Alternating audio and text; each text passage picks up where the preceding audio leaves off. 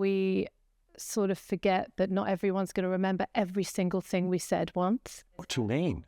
It's not really gospel somewhere. I mean, we talk a lot, Alex. Not everyone can remember all we said. Daily. Yeah, exactly.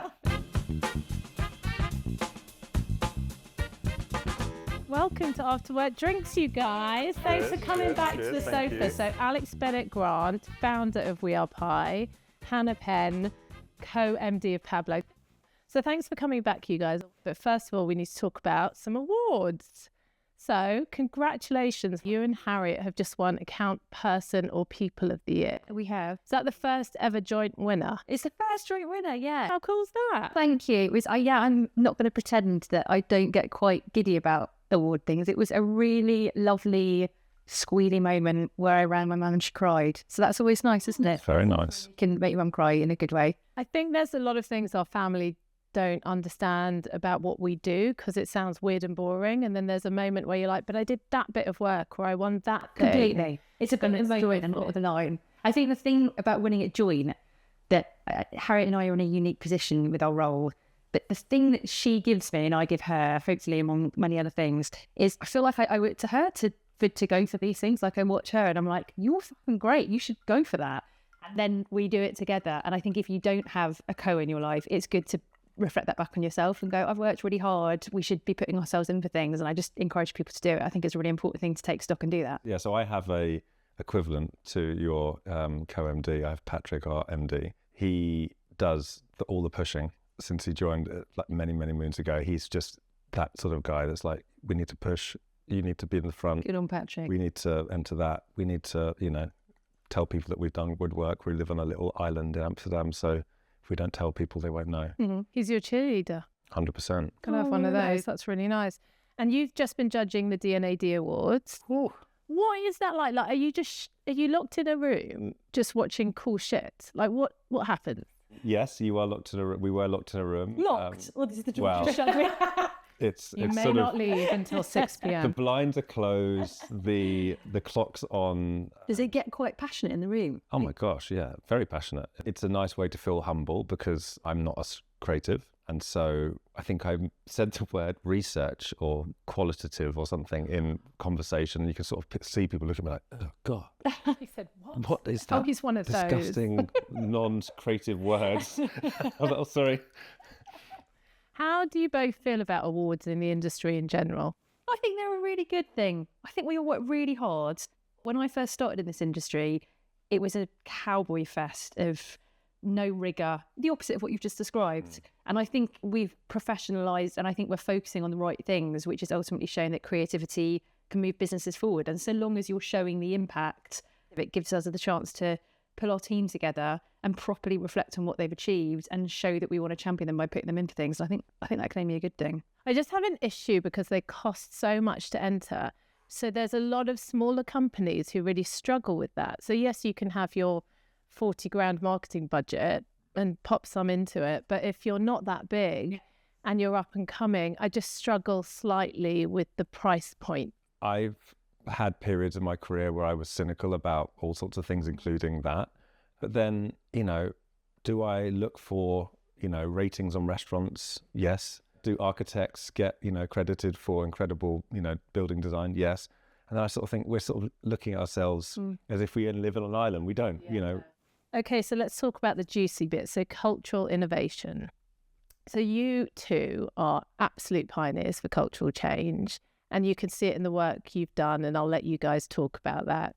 But the best thing is you don't really leave it to HR departments to make policies. You've actually dug in and got involved yourselves. So can you give me a couple of examples each about how you have pioneered for cultural change? I think, the reason you generously invited us last year, the thing that we've done that we're most proud of is our Pablo Living Wage. So that was in the... Got my award over there. You've got your award. Oh. You joined. Because we joined. You got an award? No. Hey, it's just happened in the space of minutes. Didn't take a year, did it?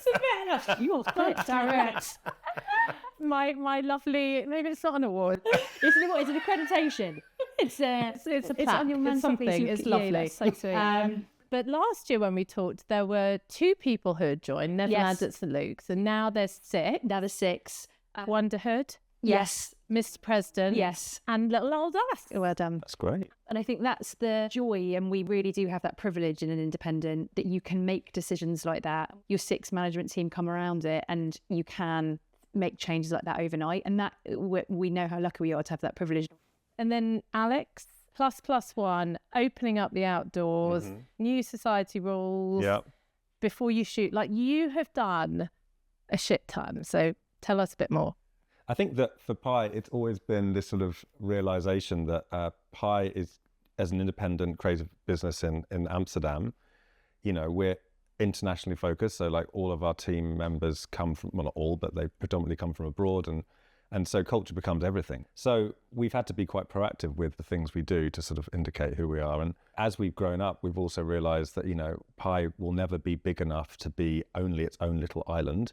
And it doesn't really want to be. It wants to be part of the community around it. It's always been about in being clear about what we stand for from the outside so that we can bring in the best talent from around the world. And once they get involved, they can actually be part of that. If you can sort of put some indicators down around you that remind you that you work in a grown-up industry where you can actually do real things for real people that isn't just about the work. It's always about the work, otherwise there's no point hiring anyone. But, you know, I'm sure once you did the living wage, you can talk about that proudly, not just with your colleagues, but with your wider network. I've not heard somebody articulate the need for a like shared identity at work in the way that you have. And I think these initiatives are the things that allow people to feel like they're putting their DNA into a place. Because ultimately, we're all human beings that just want to leave the world and have a little part of us left behind, because otherwise, what was it all for? In whatever form you can do. I think when you give people an outlet in work to feel like they're able to do that, it really, you just bring the best from people. I'm very excited to say Harriet's here. Hooray! Hello, nice to meet you too. Really nice to meet you. Yeah. This is so exciting. Welcome, May. We'll do another little chinky cheers. Nice to have you. Thank you for rushing in. I so appreciate it. I eventually made it home to after work, so.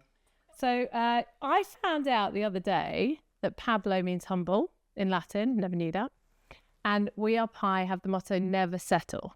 So we're going to dive into that a little bit. So why don't you guys tell me about how humble speaks volumes for the company you work in? I think it's really important to every single person who's at Pablo. It's interwoven into all of our DNAs. It very much informs the type of people who we attract, like down to earth, roll your sleeves up, get stuck in, no egos allowed whatsoever. I think it also very much informs our approach to brand building and creativity.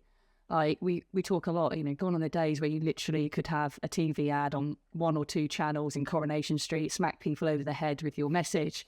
You've got to earn people's attention. You've got to find ways to communicate or connect with people that are going to move them, drive change, like stuff that people are genuinely going to give a shit about. How are we going to do something genuinely is going to make the lives of people better? This mentality and approach is leading to ideas that really do drive that traction, you know, whether that's in culture, commercially, or whatever it may be. And on to Alex's Never Settle, which is also one of my favourite agency propositions. Like, there is something really humble in that as well, because it shows that you're always hungry, but you're not hungry in an aggressive way. Never Settle was one of these accidental discoveries. It came from the team. So we were Pi, and then Pi is a number that doesn't settle into a pattern. But we'd never made that connection to the sort of the meaning of it. And so when some of the early pirates, they sort of pointed that out to us, it was like the coolest, most exciting thing to come from the team. You know, this going back to like 2014, 15. And so since then, we sort of, you know, adopted it as our, you know, as our sort of promise to ourselves and to our clients and to our team that we won't settle for the status quo, and we will, you know, push for change in whatever direction it's needed, whether it be, you know, making sure that we don't get complacent, or making sure that our clients, you know, similar to what you're saying, sort of recognize that they're not the center of the universe, and, you know, the only way to get to great is going to be to sort of, you know, push beyond their sort of comfort zones and never settle till they actually make some impact on something, customers, business. But that's sort of a sentence that I would say for any partnership, right? or any employee even. Like, you want people who don't settle. You want people who are curious and hungry and just interested in doing better the whole time. Yeah, and I think it's also just realizing that there needs to be a spark in a creative business. There needs to be a sort of like a hunger to go and make things and change things. And, you know, you need a reminder when you're in the sort of fourth round of the thing, whether it be the pitch or the project, or that you need to remind yourself why you're in it. So you guys at Pablo have said this thing that I really like, which is you tell each other the truth and love each other to death. It's healthy conflict, right? Is that too intimate an expression for a professional setting? I remember my first few experiences of management meetings at Pablo being like, oh, you've got to grow up. Like, you've got to own your opinion on something and you've got to say it in the moment with respect. But what Harriet and I did realise we needed to do was how do you help people give really good feedback? Giving good feedback is really hard. And I'm slightly weirdly obsessed with Brené Brown. And one of the things that she said that we spoke to the whole team about that really stayed with people was her belief that clear is kind and unclear is unkind. And that's like, if you're about to have a conversation with somebody and you're feeling a little bit uncomfortable about the feedback you're going to give them, in my experience, that makes the feedback more important to give, because you know that you're getting towards something that somebody's probably never said to that person, that it's therefore really unfair on them that they aren't aware of. And once you've made it clear to them, in our experience, 9 times out of 10, you'll have had that they thank you for being the person that stepped into that discomfort to help them. And it isn't actually that uncomfortable. Yeah, fair. You're feeling really uncomfortable. No, I'm loving this because it's so interesting, because I've been outside the UK for 18 years, right? I know I look 25, but it's there's some reality to it. And I first went from a big network agent in London, where I was sort of, you know, junior and sort of still trying to figure out my place in the industry, to American agency called Wieden & Kennedy, which was run completely the opposite. It was a sort of like hippie, you were there, it was a hippie like creative culture where we shared a desk. Oh, that's how you know each other so well. It's how we met. And so, like, working out how to be at the time an account person in that environment was my first sort of like reorientation around sort of how to communicate in a different type of environment. The thing that I've learned over the years since we started Pi was how to communicate in an international environment. Mm-hmm. It's very different from when you share a culture, share a sort of societal culture. And so you have to be very direct, because you can't beat around the bush. You can't use your sort of Englishness and that shared sort of like, you know, subtle understanding that we're not going to speak directly. We're going to be very, you know, interested and actually say nothing. And then the Dutchness came last, which is, you know, at some point, even if we're an international business, we're an international business in Amsterdam. And I've adopted, certainly, and I think a lot of the rest of us have been around a while, some directness that comes with that, which is so liberating. You know, it's like, especially coming from, again, UK culture where directness, you know, it sort of doesn't feel, to your point, you know, can it be harsh? And your answer's so refreshing. So yeah, I completely relate to that. So somebody said to me when I started at Widen's, they were like, we need to knock the London out of you. And I think that's what they meant. I mean, I'm hoping that's what they meant. But it was just like, you need to just speak in normal words, like, don't be polite. Sit up. Yeah. Final question. Can you give me a sliver of optimism for the next 12 months in the industry? We had a talk, I don't know if you see, Lawrence Green wrote a white paper on how to take the work in our industry from good to great. And I will not paraphrase the paper. It's so worth reading if people haven't read it. But pretty much on the axis of all of it, he talks about optimism and how people who are optimistic go through the world with wide-eyed wonder, looking for reasons why things can happen. And he came to talk to Pablo about it, and it was one of the most impactful hours I would say I've had in a long time, just having somebody really champion the importance and power and place and business critical nature of optimism. So it's not a slither of optimism in terms of something I can tell you that makes you feel better about the next 12 months. But what I came away from that talk thinking was, I think a lot of people end up in this industry because they are more naturally glass half full than empty. And I think somewhere in our slightly cynical, mostly British, but I'm sure this is the case in the Netherlands, optimism can feel a bit warm and fuzzy and a bit blue-eyed mad thinking. But actually, I just thought, what a way of looking at that as a skill set and as a way of looking at the world that is just so essential. So I think it's just I came away from it going, if you are somebody that is naturally optimistic, you've got a real superpower. And so using it for whatever you want over the next 12 months is within your gift. Shit. How'd you follow that? It was mostly Lauren's screen. I think that's great. Optimism, creative independence, I think that's where it's at.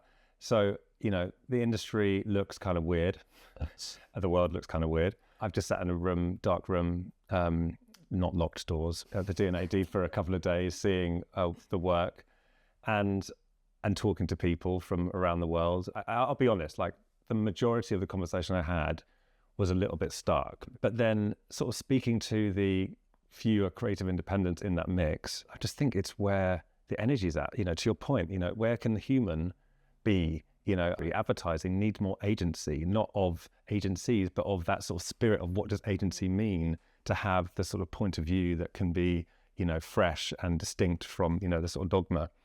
And so I think that's where the optimism is, not looking at the big sort of gravy situation, but looking at the sort of, smaller shops that are actually trying to do something new. Guys, that's it. Thank you so much for coming. Thank you. Alex, so nice to meet you. Yeah. You too. Cheers. And thank you for legging it all the way over London today. I really appreciate it. And you've just been judging the D&AD Awards. Like, what happened? Yeah, it's like a slumber party. Got some weird images in my head now.